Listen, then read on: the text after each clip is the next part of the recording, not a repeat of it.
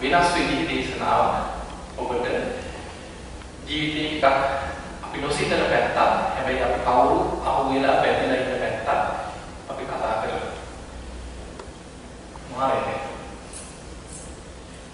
මාරේ අහුවෙලා නැද්ද? අහුවෙලාද නැද්ද? අපි කවුරුත් අහුවෙලා ඉන්නේ. හැබැයි අපි සමහරවිට කියනවා මෙයා නම් මාරයට අහුවෙලා. කියන කෙනාට අහුවෙලා නැද්ද? කියන කෙනාට අහුවෙලා අනිත් අයට අහුවෙලා. එතකොට මේ මාර බලවේගය මාරය කියන්නේ කවුද? ඇත්තටම පුද්ගලයෙක්. මාරයට බැඳෙන්නේ කොහොමද? ඇයි මේ මාරය බුදුරජාණන් වහන්සේට ශ්‍රාවකයන් කරදර කරා? මොකක්ද මාරයට කියන්නේ? බුදුහාමුදුරුවෝ එක්ක තියෙන ප්‍රශ්න. මාර වශයෙන් නිදෙන්නේ කොහොමද? ඔය වගේ කරුණු ටිකක් අපි විමසලා බලමු. දැන් අපි මේ ඉන්නේ කාම ලෝකේ. දිව්‍ය ලෝකයයි, මනුස්ස ලෝකයයි, සතර ආපායයි අයිති වෙන කාම ලෝකය. එයි මේක කාම ලෝක කියලා කියන්නේ. රූප, ශබ්ද, ගන්ධ, රස මේ ඇහැට පේන ප්‍රියමනාප රූප වලට අපි බැඳිලා යනවා. කනට ඇහෙන ප්‍රියමනාප ශබ්දයට බැඳිලා යනවා. නාසයෙන් දැනෙන ගඳ සුවඳට අපි බැඳෙනවා. දිවට දැනෙන රසයට බැඳිලා යනවා. කයට දැනෙන පහසට බැඳෙනවා. මේ වගේ හිත පංචකාමයන්ට බැඳෙනවා. එතකොට මේ කාමයන් තුල බැඳිලා ඒවත් තුල සතුට, සැපේ, සොම්නස හොයමින් ජීවත් වෙන සත්‍යයන් තමයි කාම ලෝකේ. පංචකාමයන් තුල සැපය වැඩිපුර සැප සම්පත් බහුලව තියෙන්නේ දිව්‍ය ලෝකවල තිබෙනවා. හැබැයි දෙවියන් පංචකාම සැපේ තුල හිටියට කාමයන්ට බැඳිලා ඉන්නේ. මනුස්ස ලෝකේ අපි පංචකාම සැප හොයනවා හැබැයි සැපයක් දෙනවා වැඩිපුර සැපේ හොය දුක් විඳිනවා. නිරේ ඉන්න නිරිසතුන් පංචකාමයන්ට බැඳිලා ඉන්නේ. තිරිසන් ලෝකේ වේවා, නිරේ වේවා, ප්‍රේතාපාය වේවා, අසුරාපාය වේවා ඒවා කාම ලෝක වලටමයි යන්නේ. පංචකාමයන් හොයන්න ගිහිල්ලා දුකටපත් වෙච්ච සත්‍යය. දැන් මේ ලෝකෙ තුල හැමතැනම ඔබ බලන්න පාලකයෙක් ඉන්නවා. කොහෙද? නායකත්වයක් තියෙනවා. දැන් තිරිසන් ලෝකේ අරගෙන කොහොමදීරවල නායකයෙක් නැහැ.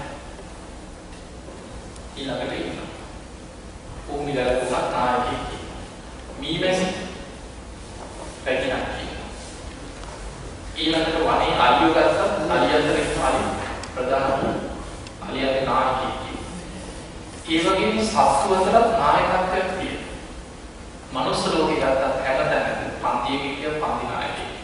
ඉස්කෝලේක ගත්තත් විද්‍යාලපති කෙනෙක්. ගමක ගත්තත් පාලකයෙක්. එක්ක ගාමික කෙනෙක්, ප්‍රාදේශීය සභාවක් කෙනෙක්, කලා සභාවක් අපි පාලනය වෙන පාලන තන්ත්‍රයක් රටක නායකයෙක්. මේ හැමතැනම නායකයෙක් පාලනය වෙනවා. පාලනය වෙන්නේ යන්නේ. ඒ වගේ ඉහළට යනකොට රටවල් පාලකයෝ වගේ ලෝකේ කාලයකට පහළ වෙනවා ලෝකෙම පාලනය කරන පාලකයෙක්. ඒ තමයි ශක්තිති රජු. මේ මනුස්ස ලෝකෙම පාලනය කරන එකම රජෙක් පහළ වෙන කාල තියෙනවා. දිව්‍ය ලෝකවලට යනකොට ඒ දෙවිලොව පාලකයෝ ඉන්නවා. දැන් දෙවිලොවට අධිපති තමයි ශක්‍රදේව. චාතු මහරජා තාවතිංස කියන දිව්‍ය ලෝක දෙකේ අධිපති දෙවියෝ ශක්‍රදේව. සතරමහා දෙවියෝ හතර දෙනා චාතු මහරජාගේ දෙවිලොව ශක්‍රදේවිය යටතේ හිටියත් ඒ අය වෙන වෙනම පාලනය කරනවා. මේ ලෝකෙ සිව් දිසාවන් පාලනය කරන්නේ සතරමහා දෙවියන් කියන දිසා හතර. ඒ අය යටතේ ඉන්නවා යක්ෂ, නාග, කුම්භාණ්ඩ, ගහන්ධර්ව කියන අමනුෂ්‍ය පිරිස. එතකොට යක්ෂ පාලනය කරන වෛශ්‍රව නායකයා. ඒ වගේ දැන් නිරේ ගත්තා යම රජු පාලකෙක් හැටියට පෙන්නනවා. මේ හැමතැනම පාලනයක් තියෙනවා. එතකොට මේ සියල්ලම ගත්තාම දිව්‍ය ලෝක 6යි මනුස්ස ලෝකයයි සතර අපායයි කියන මුළු කාම ලෝකෙම පාලකයා තමයි වස්වර්ති මාරය. එතකොට මේ දෙවියන්, මනුස්සයන්, අපායගත සත්වයන් සියලු දෙනාම පාලනය කරන කාම ලෝකෙම අධිපති භාවයේ දරන අය අතරින් මාරය අක්කරයි. එතකොට මාරය උපදින්නේ කොහේ ඉන්නවද කියලා අහන්නේ. වසවර්ති මාරය කියන්නේ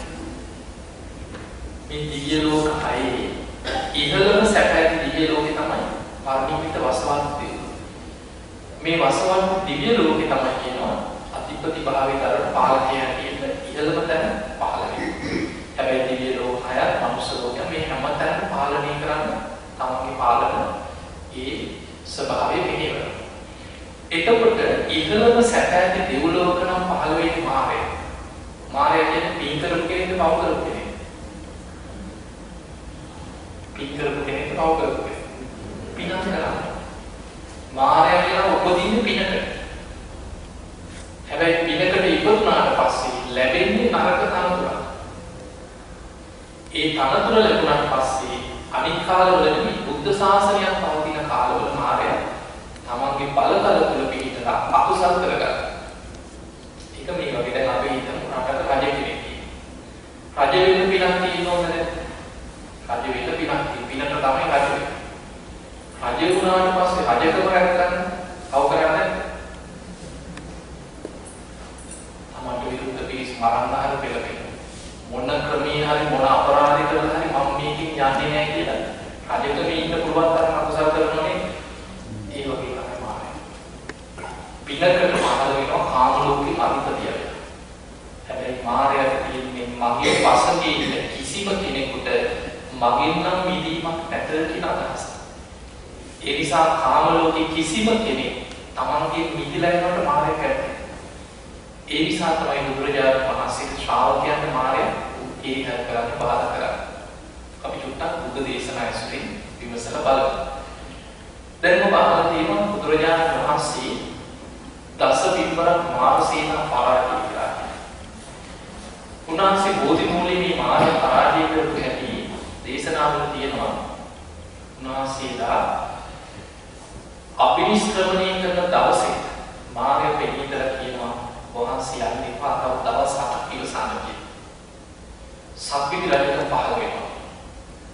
උන්වහන්සේ අපහැරලා යනවා. දුෂ්කර ක්‍රියා කරන අවුරුදු 6කට ආසන්න කාලය තුලම උන්වහන්සේව නොමග යවන්න පුළුවන් සිදුරක් හොයා මාර්ගය පස්සේ ආවා කියලා. අවසාන උන්වහන්සේ දුෂ්කර ක්‍රියාව අපහැරලා එදා සුජාතාවගේ කිරිකිරු දානේ පළඳලා සොත්තිය වමනාදී කුසකර්මිකයටත් අරගෙන බෝධි මූලයේ චතුරාර්ය සමන්නාගත වීර්යයෙන් තමයි නැගිටින දිශාවට මොනල වැඩ හිටියේ. ඒ වීර්යය නැගිටින ඉරියව්වක් නෙමෙයි. උන්වහන්සේට තිබුණ අරිෂ්ඨාන තමයි මගේ ශරීරයේ සම්මස් වීර්යය. ඇටනහර පමණක් මෙතන ඉතුරු වේවා. පුරුෂ වීර්යයෙන් පුරුෂ පරාක්‍රමයෙන් යම් ධර්මයක් අවබෝධ කරගත යුතුද මරුණත් මෙතන නැගිටින්නේ. ඒ ධර්මය අවබෝධ කරගන්න නැතුව ඉරියව්වෙන් නැගිටින්නේ නැමයි කියන අදිෂ්ඨානය කරගන්න. ඒ අදිෂ්ඨානයට අපි කියන චතුරාර්ය සමන්නාගත වීර්යය. ඒ වීර්යයෙන් වැඩ ඉන්නකොට කලබල වෙන්නේ මායя. එතන වසවන්ති මායя දස බිම්බරක් මාර සේනා පිරිවරක් මායя ඉන්න පිරිස සේනා ගිරිමේකලා කියන ඇත කියන මායයට පහළ වෙච්ච හස්තිය. මේ අතා පිට නැගලා මාර සේනා පිරිවරාගෙන මායя එන හැටි දේශනා කරනවා. නොයේ විදිය වර්ෂාවල් වැස්සේ වගේ. ආයුධ වර්ෂාව, ඊතල වර්ෂාව, ඊතිය වර්ෂාවස්ත. ඊළඟට විශාල ගල් පෙරලිලා උන්වහන්සේ දිහාවට කඳු පෙරලීගෙන එන වකස් කඩාගෙන වැටෙන. මේ වගේ භයානක ශබ්ද ඇති කර. දැන් හිතන්න තාම පුදු වෙලා නැහැ. කෙලෙස් සහිතයි. බියට ඇති කෙනෙක් නැති වෙනවා. වෙන කෙනෙක් නම් ඇරලා බුදුනට එකපාරට. උන්වහන්සේගේ අදිෂ්ඨානයේ මතම ඉරියව්වත් වෙනස් කරන්නේ නැතුව ළඟ හෙළ පුපුරනවා වගේ භයානක ශබ්ද ඇති වෙනවා. උන්වහන්සේ දෙසට ගස් කඩාගෙන හැලෙනවා ගල් පෙරලී කියනවා වගේ භයානක ශබ්ද ඇති කරගෙන ආවා. බය කරලා ඉරියව්වෙන් නැගිට්ටවා. බැරිද? අවසානයේ මාර සේනාවත් එක්ක ඇවිල්ලා මාරයා කියනවා වහාම උතනින් නැගිටින්න කියලා. මම තමයි කිව්ව කාම ලෝකෙම අධිපති. මගේ අවසරයක් නැතුව වහන්සේ උතර වැඩ ඉන්න අයිතියක් නැහැ. ඊතර කියනවා මාරයා සේනාව පිරිවරාගෙන ඉනකොට උන්වහන්සේ බුදු වෙනකන් සාදුකාරදී බලාගෙන ඉන්න දෙවිවරු ඇනලා කිව්වා කියලා. ඇයි? දෙවියන් කියන්නේ කෙලෙස් සහිත පිරිසක්. බියට ඇති කෙනෙක් නැති වෙනවා. මාරයාට වසඟේ ඉන්න පිරිසක්. පැනලා ගියා. එතකොට උන්වහන්සේට දැන් මාරයා ඉන්න කියන වහා උතනින් නැගිටි. මගේ අවසරයක් නැතුව වැඩ ඉන්න බෑ.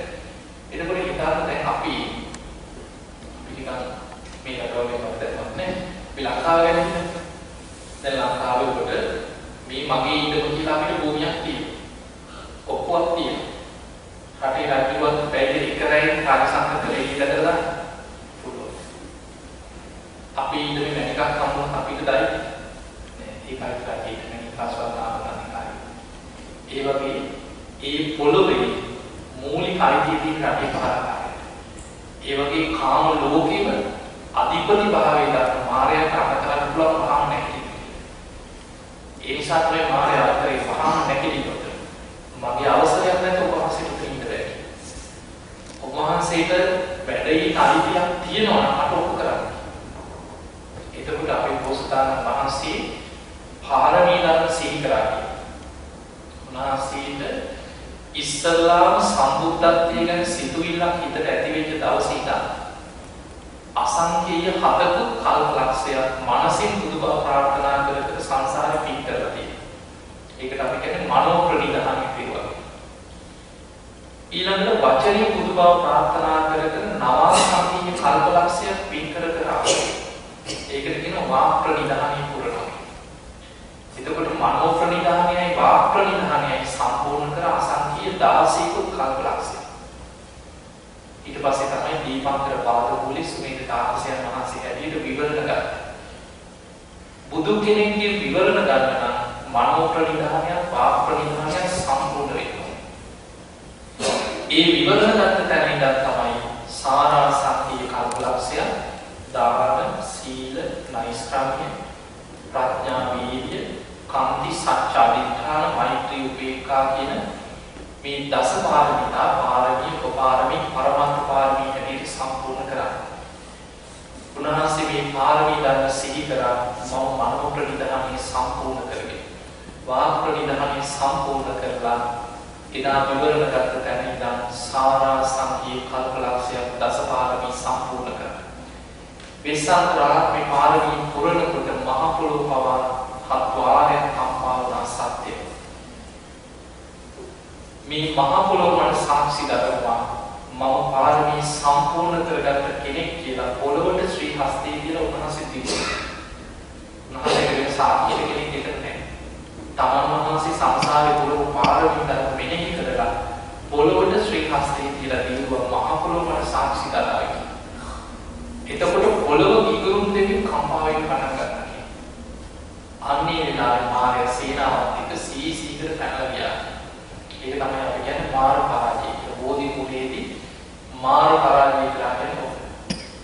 මාර්ය සේනාවත් එක්ක පැනලා ගියාට පස්සේ උන්වහන්සේ රාත්‍රී පළවෙනි යාමේ ආනාපානසති භාවනාව ඔස්සේ හිත සමාධිමත් කරගෙන හතරවෙනි ධ්‍යානයට පිට කරනවා. රාත්‍රී පළවෙනි යාමේ තමයි ඔබේ නිවාසානුස්සති ඥානය උපදව ගන්න. රාත්‍රී දෙවෙනි යාමේ චතුෝපාද ඥානය. තුන්වෙනි යාමේ පටිච්ච සමුප්පාදේ අනුලෝම ප්‍රතිලෝම වශයෙන් විස්තර අවසන් වෙනකොට හිමිදී උදෑසන අරුණෝදය සමගම හිත කෙලෙසුගේ නිදිලා සම්මා සම්බුද්ධත්වයට පත් වෙනවා. දැන් බුදුරජාණන් වහන්සේ බුද්ධත්වයට පත් වෙලා සතිය බෝධි මූලයේ විමුක්ති සූතිෙහි වැඩෙනවා. දැන් මාර්ය මුලතියාව බුදු වෙන්න උත්සාහ කරනකොට තර්ජනා හිතවා බුදු වෙලා බෝධි මූලේ වැඩ ඉන්නකොට ආයෙත් ආවා. එතකොට ඇවිල්ලා ඊළඟට ඇවිල්ලා කියන ස්වාමීනි ඔබ වහන්සේ කොහොම හරි මගේ වසනින් මිදුණා. හැබැයි මේ ධර්මේ නම් කියා ගිහිලා ඔබ වහන්සේ විහිසට පරිදි පාන්නේ වැඩක් වෙන්නේ නැහැ. ඉක්මනින්ම පිරිනිවන් පාන සීපා කියලා බෝධි මූලයෙන් පිරිනිවන් පාන ආරාධනා කරා. එතකොට බලන්න බුදු වෙන්න උත්සාහ කරනකොට වරක්වන්නේ නැහැ. බුදු වුණාට පස්සේ අවිලා කියනවා ඔබ වහන්සේ කොහොම හරි මගේ වසනින් මිදුණා. හැබැයි මේ විදිහට මාර්ගෙන ලෝකෙට දේශනා කර ගිහිලා ඔබ වහන්සේ විහිසටපත් වෙන්න එපා. ඉක්මනින්ම පිරිනිවන් පාන සීපා කියලා බුදුරජාණන් වහන්සේට පිරිනිවන් පාන ආරාධනා කරන්නේ මාර්ය බෝධි මූලයේදීමයි. එතනදී බුදුරජාණන් වහන්සේ ප්‍රකාශයක් කරනවා පාපී මාර්ය බුදුරුව එහෙම පිරිනිවන් පාන්නේ නැහැ කියලා. අවබෝධ කරගත් ධර්මයේ ලෝකෙට දේශනා කරලා භික්ෂු භික්ෂුණී උපාසක උපාසිකා කියලා සිවණ පිරිසක් ලෝකෙ පහළ වෙනවා. ඒ අය ධර්මයේ ගැන වියක්ත විසරද පෞසුත ධර්මදරයි බවට පත් වෙලා ධම්මානුධම්ම ප්‍රතිපදාවේ ඉඳලා සාමිච්ච පටිපන්න අනුධම්මචාරී පිරිසක් බවට පත් වෙලා මගේ ශ්‍රාවකයෝ බුද්ධ ශාසනය බබලවන්න දක්ෂ පිරිසක් වෙනකම් පිළිපිවන් පාන්නේ නැහැ. ඒක තමයි බුදු කෙනෙක්ගේ සම්මුඛ කෘත්‍යය. එතකොට මායя අතුරුදහන් වෙලා යනවා. ඊළඟට සඳහන් වෙනවා දැන් මාර්ගය එහෙම ගිහිල්ලා බොහොම දුකසී දැන් වැඩි හරියි නෑ. දැන් ගත්තා උන්වහන්සේ මිදුණා විතරක් නෙවෙයි අනාගතේ විශාල පිරිසක් මාර වශයෙන් මිදෙස්. මාරය කල්පනා කර කර ඉන්න දුකෙන් වගේ. එතකොට මාර දුවරු කියන්නේ මාරයගේ සේනාවේ පහළ වෙන තමන්ගේ දුවරු හැටියට දෙවියෝ පහළ වෙන පිරිස. ඒක දින අනුත්තර නිකායේ තියෙන මාර දීප කියලා සූත්‍රය. මේ දේශනාවේ තියෙනවා මේ මාර දුවරු කියලා මොකද මේ කියන්නේ කොහොමද දුකෙන් වගේ. ඒකට කියනවා මේ මගේ වසදී උන්වහන්සේ පිටුණා කියලා. ඒකට මාර දුවරු කියන්නේ ඊයගේ කෙලෙස් අවශ්‍යතික මඩේ හැදිලා නෙවෙයි කියලා මේ තුන් දෙනා විතර තණ්හා රති රාගාතර නම් තුනකින් හැදිනුවත් මේ පුද්ගලය. නිකන් අපිට පේන්නේ මේ තණ්හාව හතිය රාගය කෙලෙස් වලට තියෙන කියන මේ දේශනාවේ කියනවා මේ දිව්‍යාංගනා වගේ මේ මාර දුවරු තුන් දෙනා ඇවිල්ලා උන්වහන්සේ ඉදිරියේ එක්කෙනා 100කින් 300ක් වගේ පිරිස මවා ගත්තා කියලා මුලින්. ඉස්සලා මේ තුන් දෙනා තරුණ වයසේ ඕම තරුණ කාන්තාව විදිහේ රාගය ඇති වෙන විදිහට නොයේ විදිහේ කාන්දර වලදී නටලා අන්තිමට ඉම්පත් වෙලා ඊට පස්සේ උන්වහන්සේ මේ ඇහැක්කත් කරලා බලනවා. ඊට පස්සේ කල්පනා කරනවා සමහර පිළිමි කැමති තරුණ කාන්තාවට නෙමෙයි. එක දරුවෙක් වගේ කාන්තාවක් වගේ අපි වෙනස් වෙමු කියලා තුන් දෙනා එකක් ස්වරූපේ වෙනස් කරගත්තා. ආයමත් කෙලෙස් ඇති වෙන විදිහට රාගය. ඊට පස්සේ කල්පනා කරනවා හරියන්නේ. දරුවෝ දෙන්නෙක් වගේ කාන්තාවක් වගේ අපි ස්වරූපේ ටිකක් වෙනස් කරගත්තා. ඒකෙන් මෙහෙම අන්තිමට වයසට ගිය විදිහටම නටලා බලනවා. එක විදිහකටවත් උන්වහන්සේ හැක්කත් කරලා බලන්නේ. ඊට පස්සේ තමයි මේ මාර දුවරු විතරින් අතුරුදහන් වෙලා යන්නේ. ඒක මේක තියෙන අනුත්තර නිකායේ මාර දීප කියන සූත්‍රය. එතකොට මේ මායයට බුදුරජාණන් වහන්සේ බුදු වෙලා උන්වහන්සේ නිදහස් වුණාට පස්සේ බුදුරජාණන් වහන්සේ කරදර කරලා